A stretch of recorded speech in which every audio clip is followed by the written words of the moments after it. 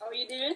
I'm good, thank you. So, thank you, Dr. Weldon, for this opportunity again to speak with you in further detail about your exciting career. This is truly an honor, and I am sure other aspiring scientists such as myself are inspired by your work. Great. I'm glad to be here. Good. Um, Please explain to the audience what your educational background is and what you're currently doing in your career.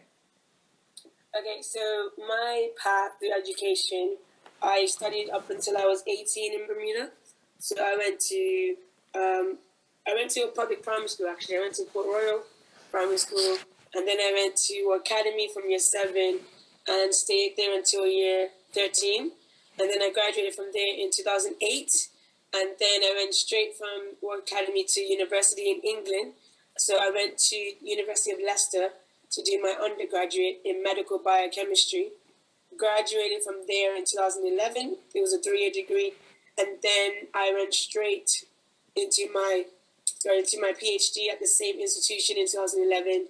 And I graduated in 2016, so this year, in January. But I was awarded with my PhD on the 1st of October, so just over a year ago, in 2015. Wow. Right, and then my career that where I'm at now, I am a lecturer at De Montfort University in Leicester in the biomedical and medical sciences department, and I'm a researcher as well. So I lecture, and then I also do research at the same time. Why did you choose being a biomedical scientist over being a medical doctor? Well, this wasn't my initial plan, if I'm honest. When I was 10, I first heard of Ben Carson, so the Dr. Ben Carson, and from that point I went to be a doctor as well, a medical doctor. So I was planning for that. Everything I did in school, I was preparing to go to medical school, and I wanted to actually go to medical school in the UK. So when I was applying for universities, I applied for 4 medical schools in the UK. 3 pre-med in the US, 4 pre-med in Canada, and then 1 for like biomedical science in the UK as well. Unfortunately, I got rejected from all 4 medical schools. Yep. And then I had an opportunity to transfer. So the degree I was doing, if you got a first in your first year, or first class, so 70% or above, you had the opportunity to then try and transfer to medicine. And so I did get a first. So it was me and my cousin. We were both doing the same degree. She's from Bermuda as well. And so we both got first and we both wanted to transfer. So we tried to transfer and we had to do something called UK CAT, which is like an aptitude test if we do medicine. So we both went up to do it because we had to do it in New York. And to make a long story short, we both did it at the same time. But for me, they said it's like I never did it. And they had to exempt me from it, from that part of the application. When it came down to interviews, you needed 30 points to get an interview, and I got 29. Oh. So I don't know if that extra point I would have got from that would have been the extra one. So that was 2 times I tried to do medicine, so I kind of gave up. I was like, forget it. But having said that, I was trying to think of other things to do.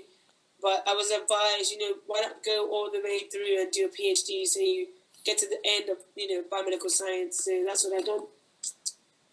Thank you. Where did you go to college, and what can you tell us about your experiences there?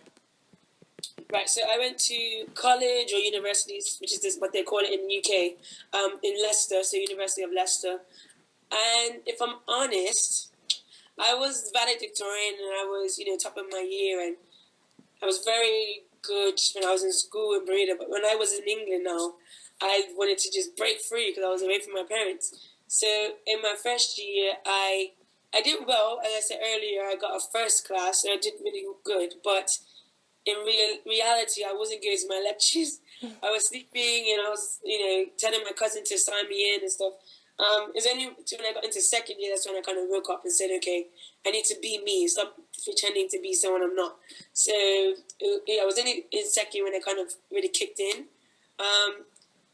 My undergraduate was okay. It was like a big experience because it was a new place and new people. But When I went to my PhD now, because it's a lot different from a degree or undergraduate, you don't have exams, you don't really do modules, you just do research.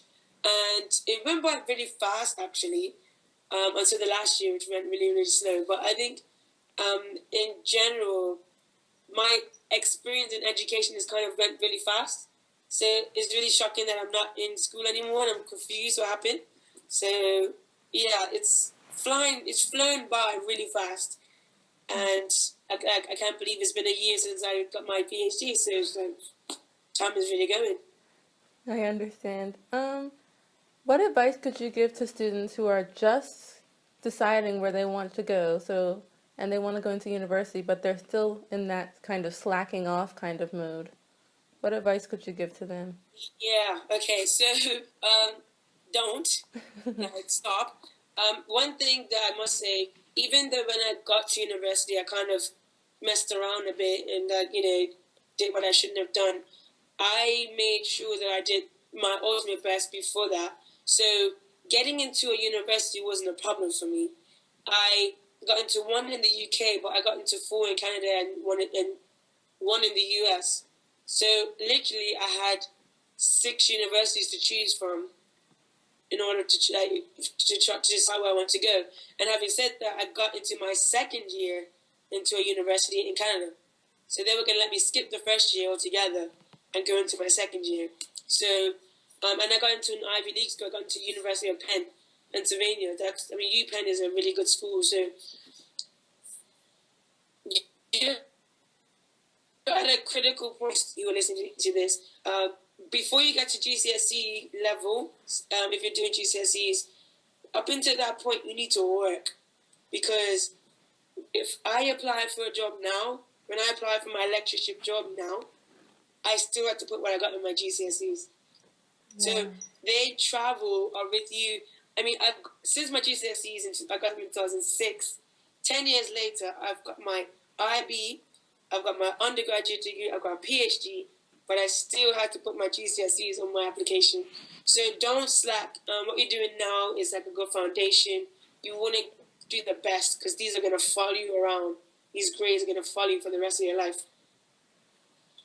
Thank you. That's great advice. How did your time studying in university change your career or life path today? Well, I think the critical moment was in 3rd year. So up to 2nd year, I really didn't like doing lab practicals. I found them really boring and just like not challenging. So I was like, I could never do a PhD. I just didn't want to do it. It's only when I was in my 3rd year, and in 3rd year you have to do a research project, and so I had to get into the lab. And it's only when I got into that project, when I was doing real science, I would say, because I was doing new stuff that no one else has done, that's when I really felt like, okay, I can do this PhD. So it was kind of getting that hint, that taste of it that led me to want to do the PhD.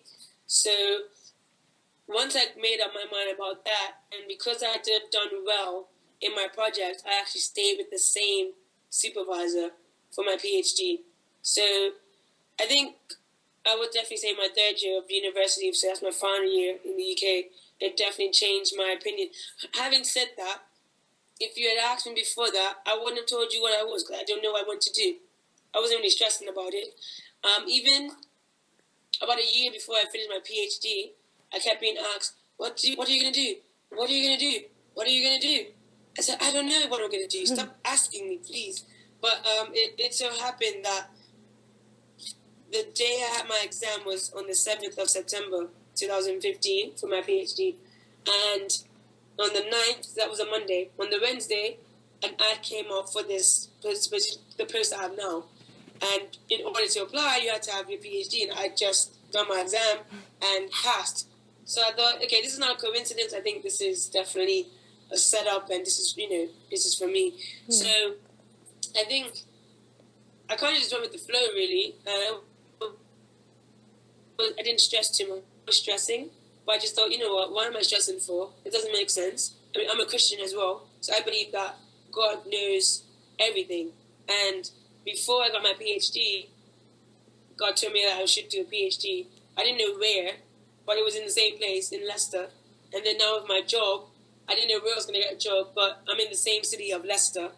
And so, I mean, yeah, I think being in university, one thing I will say is you're around a lot of academics and you get respect as a scientist.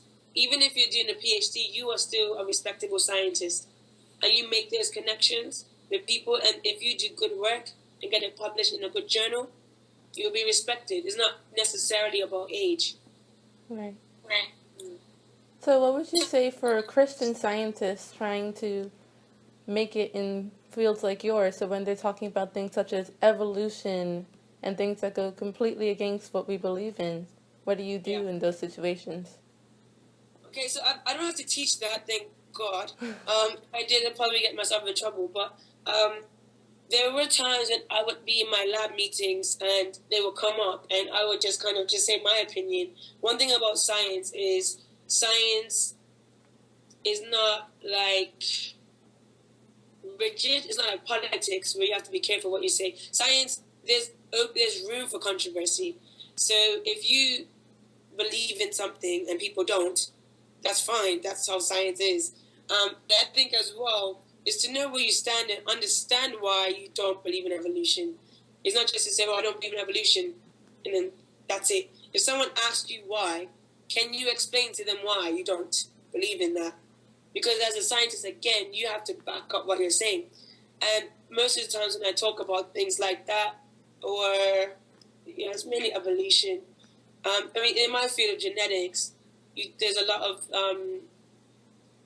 there's something called like as examining different genomes across species, because they say, okay, well, if it's in this species, it would be in humans because we're all the same.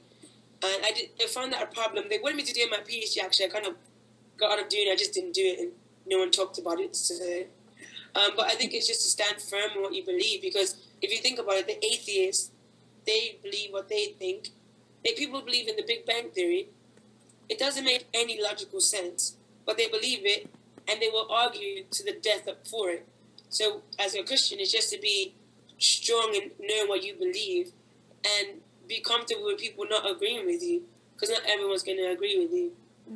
Would you say that applies across the board? So just stand up for what you believe in, and as long as you are able to back it up, you should still be okay with it, and no one should be able to change your mind. Exactly. And I think, like you said, it doesn't really just apply to science. That's in general. As you get older and become an adult, in whatever field you're going to be in, you're going to always encounter people that disagree with you. You're always going to encounter people that don't see it the way you see it. Like, I'll give you an example. My supervisor, one of them, I had two. My supervisor, the one that gave me the project, for a year and a half, he was not convinced by my results that they, were telling the story that I was telling. And every time I would give him a result, he would say, "Are you sure that's what it's saying? Are you sure that's what it is? Are you sure?" And I'd be like, "It is. I'm telling you now. This is what it's showing." And I had to literally, fight to prove to him that this is actually how it is. Now, there was a time after a year and a half into my PhD, I don't remember what the exact result was, but I had done a particular experiment, and in the lab meeting when we were presenting our new results, I showed him. And that's when he said, "Yeah, I do think this is going somewhere. I can see it." So I'm like, okay, finally. But for even my supervisor to be doing that with me, it made me stronger, because then I knew if I can convince him, I can convince anybody. Because one thing about science is you don't just do research, you also have to publicize your research. So you have to go to conferences and give talks, do posters to talk about your work. And people are going to question you. There's time for questions. And you have to be confident enough in your work to back it up and you get those questions. Interesting. During your information meeting at Bermuda College, you mentioned traveling to countries such as Japan. Can you describe how your research enables you to travel the world? Yeah.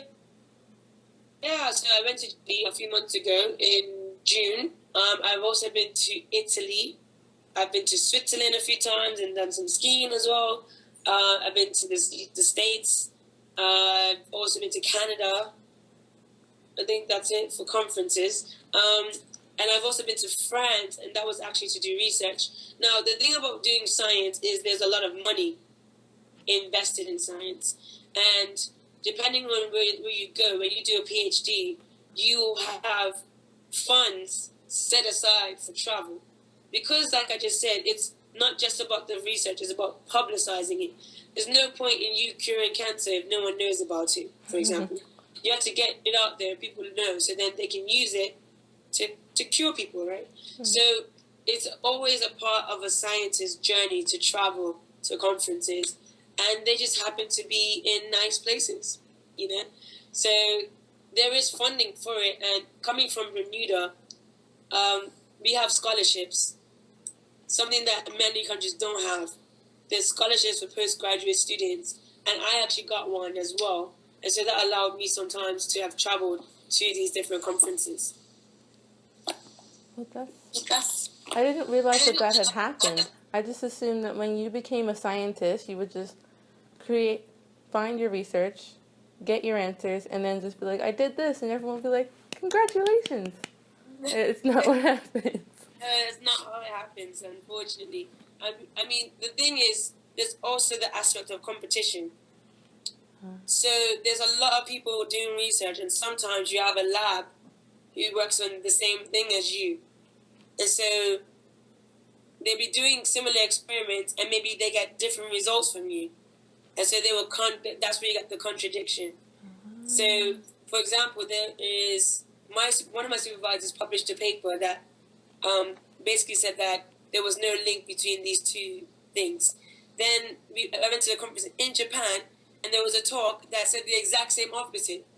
So I was like, well, did they not read my supervisor's paper? But I left it. I didn't make a fight or anything. But that's how it works. So sometimes it's not just like everyone accepts what you do. You have to prove it.